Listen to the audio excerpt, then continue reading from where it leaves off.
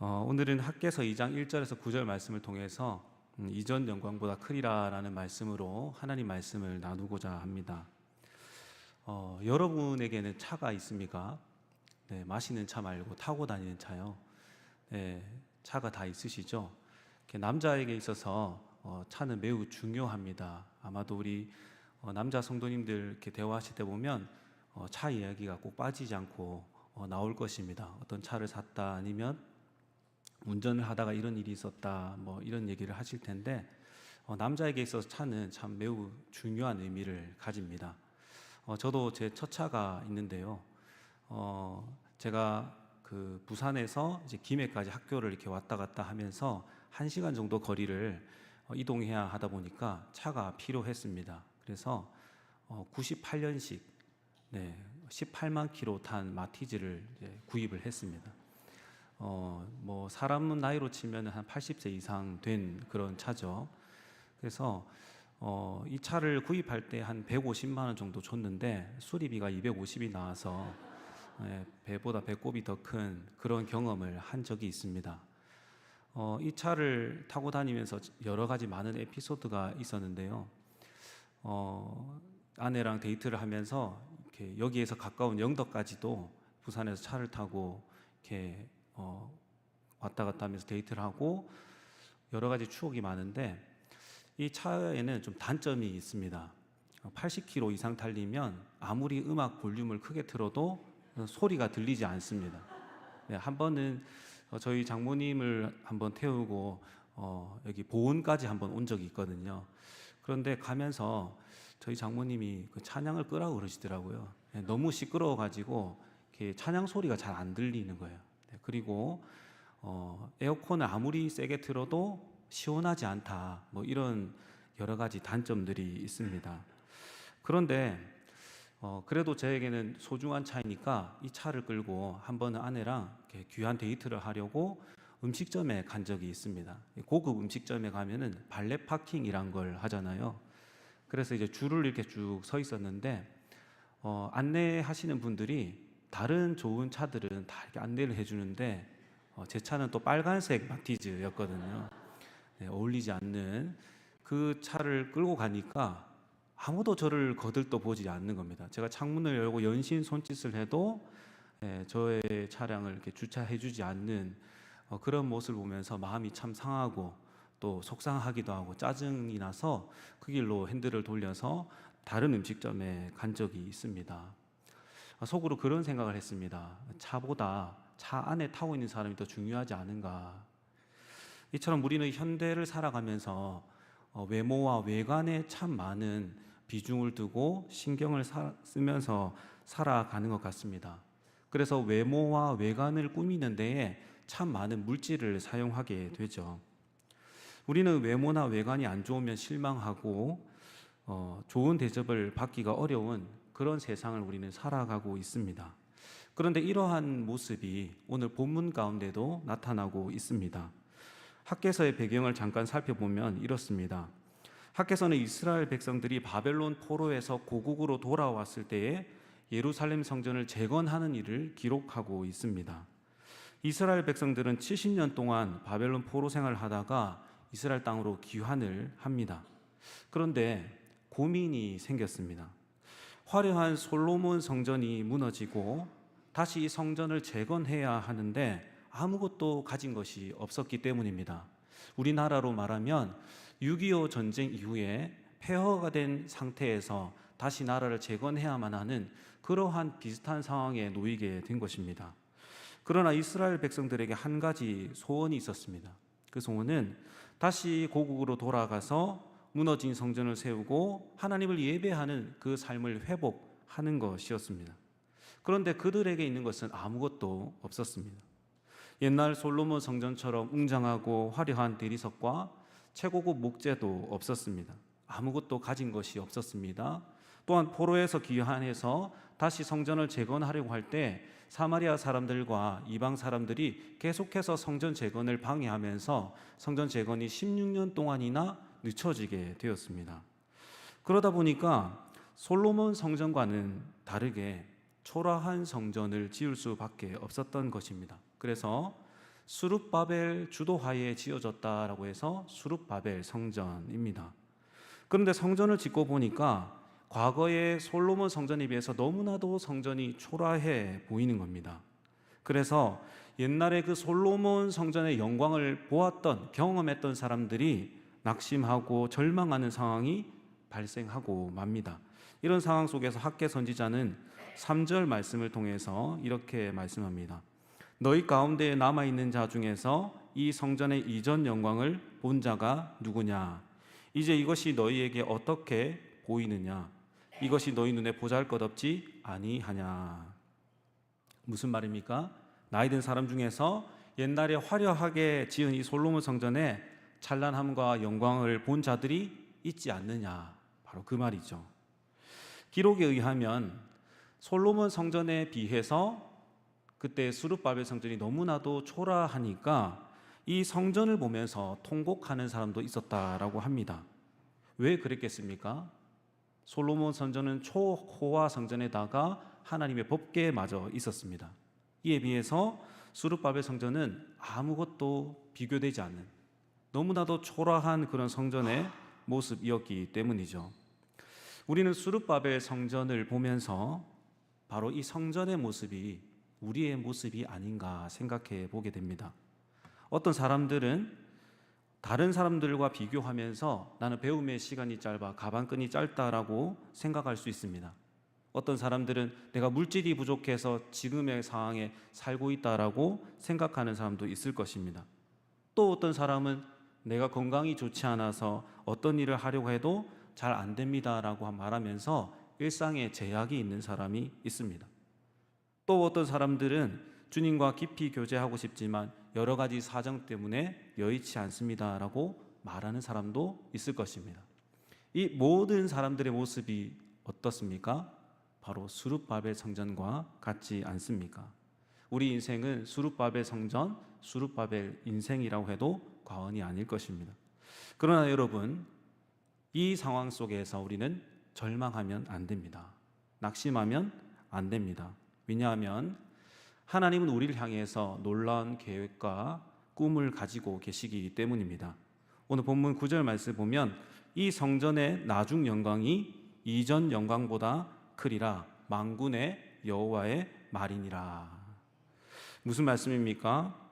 하나님은 이 수룹바벨 성전의 영광이 이전 영광, 즉 솔로몬 성전의 영광보다 더 크게 될 것이다, 더 낫게 될 것이다 라고 말씀하고 있습니다. 고린도전서 3장 16절 말씀 이렇게 말씀합니다. 너희는 너희가 하나님의 성전인 것과 하나님의 성령이 너희 안에 계시는 것을 알지 못하느냐. 성경은 우리 육신이 하나님이 거하시는 성전이라고 말합니다. 우리의 몸은 움직이는 성전이죠. 우리가 걸어 다니는 곳, 우리가 모든 것을 행하는 그곳이 바로 하나님의 영광이 나타나야 할 성전입니다. 9절 말씀을 우리에게 한번 적용을 해보면 우리의 육신이 성전이 이전보다 더욱더 좋아질 것이다 라고 말씀하고 있습니다. 우리 인생은 세 종류로 나뉠 수 있습니다. 첫째는 내가 왕년에 잘 나갔는데 라고 말하는 사람입니다. 저는 이렇게 요즘에 김천에 와서 너무 더워가지고 자주 마시는 음료가 있습니다. 혹시 아샤추라고 들어보셨습니까? 네, 복숭아 아이스티에 샷 추가를 하면 아샤추입니다. 근데 커피를 너무 많이 마시면 밤에 잠이 안 오니까 일부러 한 샷만 넣어서 먹으면 아주 달콤하고 맛있어서 살이 잘 찔 겁니다. 네, 그래서 저는 이게 아샤추를 먹고 지금 벌써 1kg 넘게 쪘는데 다른 사람들과 종종 커피숍에 가면 자주 이걸 시켜 드시는 분들이 계시더라고요. 뒤에 라떼라고 붙은 거, 그죠? 라떼도 참 달달하고 맛있죠. 네, 그런데 여러분 라떼 좋아하십니까? 네, 근데 라떼 너무 좋아하시면 안 됩니다. 요즘 젊은 세대들이 가장 싫어하는 말이 무엇인지 아십니까? 네, 라떼는 말이야. 네, 라떼는 말이야. 이 말을 제일 싫어합니다. 이런 말을 쓰는 사람들은 주로 과거에 머물러 있는 사람들. 그래서 지금보다 과거가 더 좋았는데 라고 말하는 사람들인 거죠. 네. 쇠퇴하간 지금의 모습이 과거의 모습보다도 좋지 않다라는 것을 이야기하는 것입니다. 두 번째로는 과거와 지금이 별반 다르지 않는 사람입니다. 시종일관 변함이 없는 사람이죠. 그럼 마지막의 경우의 사람은 누구일까요? 시간이 지날수록 더욱 좋아지는 사람. 대기만성형. 시간이 지날수록 진국이 되어가는 사람이 바로 이런 사람이죠. 오늘 본문에 적용을 해보면 나중 영광이 이전 영광보다 큰 사람입니다. 그럼 나중 영광이 이전 영광보다 큰 사람은 어떤 사람일까요? 먼저는 예배를 잘 드리는 사람입니다. 예배함을 통해서 하나님의 은혜가 나의 삶에 임하고 기도함을 통해서 하나님의 역사가 나타나며 온전한 믿음 생활을 통해서 하나님께 영광을 드리는 사람입니다. 이런 성도의 삶은 나중 영광이 이전 영광보다 크게 될 줄로 믿습니다. 그러면 무슨 근거로 하나님께서는 이전 영광보다 크겠다라고 말씀을 하고 계십니까? 본문 4절을 말씀을 한번 살펴보겠습니다. 본문 4절 말씀 보면 그러나 여호와가 이르노라 스룹바벨아 스스로 굳세게 할지어다 여호사닥의 아들 대제사장 여호수아야 스스로 굳세게 할지어다 여호와의 말이니라. 이 땅 모든 백성아 스스로 굳세게 하여 일할지어다 내가 너희와 함께하노라 만군의 여호와의 말이니라. 여러분, 여기에서 가장 중요한 표현이 무엇일까요? 내가 너희와 함께하노라입니다. 내가 너희와 함께하노라. 내가 너희와 함께하노라 임마누엘이죠. 하나님이 우리와 함께 하신다라는 것입니다. 나중 영광이 이전 영광보다 크게 될 근거가 바로 이 말씀입니다. 저희 아버지는 젊었을 때 등산을 참 좋아했습니다. 그래서 결혼을 하고 나서도 저희 두 아들을 데리고 종종 등산을 갔습니다. 얼마나 등산을 좋아하시면 제가 초등학교 6학년 때 지리산 천왕봉을 올라갔거든요. 그것도 겨울에. 그런데 제가 초등학교 5학년 그리고 저희 동생이 2살 아래니까 초등학교 3학년일 때에 아버지께서 야간 산행을 한번 가자 그러셨어요. 그래서 부산에 있는 금정산에 초코파이 2개, 자유시간 하나, 500ml 생수 하나, 랜턴 하나 그렇게 하고 배낭을 꾸려가지고 또 아버지가 다 안 매세요. 저희에게 배낭을 하나씩 짊어주시고 그렇게 야간 산행을 갔습니다. 여러분 한번 생각을 해보세요. 초등학교 5학년, 3학년짜리가 얼마나 무서웠겠습니까? 얼마나 두려웠겠습니까? 그런데 아버지는 저희에게 앞서 걸으라고 말하셨어요. 그리고 제가 제일 앞에 서고 무서워 죽겠는데 제 뒤에 저희 동생이 서고 아버지가 제일 뒤에 섰어요. 그래서 저희가 앞장을 서서 걸어가면 아버지께서 뒤에서 랜턴으로 발 앞쪽으로 비춰주셨습니다. 그러면 불이 환하게 이렇게 보이면서 걸어갈 수 있었죠. 그런데 밤에 야간 산행을 해보신 분은 알지만은 밤에 이상하게 이상한 소리가 많이 나요. 제가 예전에 얘기하셨죠. 귀신 못 잡는 해병도 있을 수 있다고. 두려웠습니다. 그래서 길을 걸어가다가 갑자기 이상한 소리가 들려오는 거예요. 동물 소리 같기도 하고 바스락거리는 여러 소리가 들리면서 순간 두려움이 엄습했습니다. 바들바들 떨리고 그 발이 그대로 그 바닥에 붙어버렸어요. 앞으로 더 이상 갈 수 없는 겁니다. 그런데 뒤에서 음성이 들렸어요. 아버지가 뒤에 있으니까 걸어가도 돼. 그 음성을 들으면서 두려움에 떨고 있었지만 계속해서 발걸음을 옮기면서 야간 산행을 마칠 수 있었습니다. 사랑하는 성도님 여러분, 아버지의 이러한 음성도 우리에게 큰 위로와 힘이 되는데 우리 하나님 아버지께서 우리에게 이렇게 말씀해 주신다면 얼마나 큰 힘과 용기가 되겠습니까? 하나님이 우리와 함께 하시기 때문에 우리의 삶에 어떤 어려움과 문제가 찾아온다 할지라도 우리는 위로와 힘과 용기를 얻게 될 줄로 믿습니다. 제가 좋아하는 찬양 가운데 이런 찬양이 있습니다. 이제 설교 이후에 부르게 될 찬양인데요. 나의 등 뒤에서 나를 도우시는 주, 나의 인생길에서 지치고 고나여 매일처럼 주저앉고 싶을 때 나를 밀어주시네. 일어나 걸어라 내가 새 힘을 주리니 일어나 너 걸어라 내 너를 도우리. 여러분 참 가사가 은혜롭지 않습니까? 그러므로 인생을 살아가는 저와 여러분에게 하나님께서 말씀하십니다. 5절 말씀 보면 너희가 애굽에서 나올 때에 내가 너희와 언약한 말과 나의 영이 계속하여 너희 가운데 머물러 있나니 너희는 두려워하지 말지어다. 하나님께서 이스라엘 백성들을 애굽에서 인도하실 때에 만나와 메추라기로 구름 기둥과 불 기둥으로 인도하셨습니다. 그들을 지키시고 보호하셨습니다. 그렇기 때문에 어떻게 하라고 말씀합니까? 두려워하지 말라 말씀하시죠. 4절 말씀을 보면 우리 4절 말씀 한번 같이 읽어볼까요? 4절 말씀 한번 같이 읽도록 하겠습니다. 시작. 그러나 여호와가 이르노라 스룹바벨아 스스로 굳세게 할지어다. 여호사닥의 아들 대제사장 여호수아야 스스로 굳세게 할지어다. 여호와의 말이니라. 이 땅 모든 백성아 스스로 굳세게 하여 일할지어다. 내가 너희와 함께 하노라. 만군의 여호와의 말이니라. 아멘. 여러분 4절 말씀을 읽으시면서 3번이나 반복되는 표현이 무엇인지 발견하셨습니까? 스스로 굳세게 할지어다.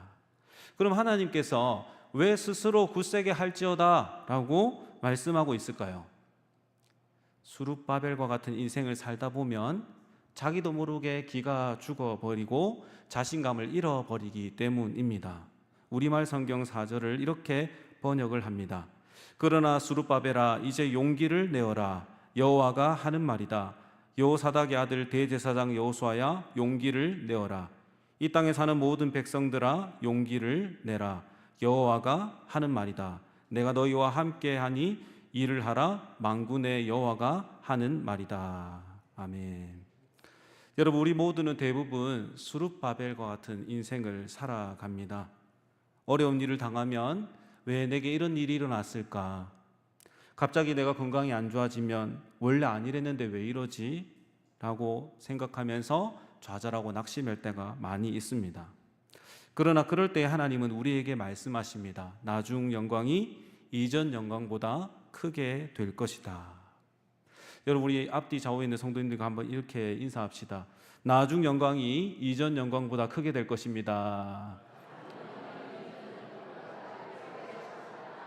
네, 할렐루야. 여러분 다른 어떤 말보다 이 말이 큰 위로가 되지 않습니까? 그러므로 스스로 굳세게 하십시오. 용기를 내시기 바랍니다. 우리 주님께서 우리와 함께 하십니다.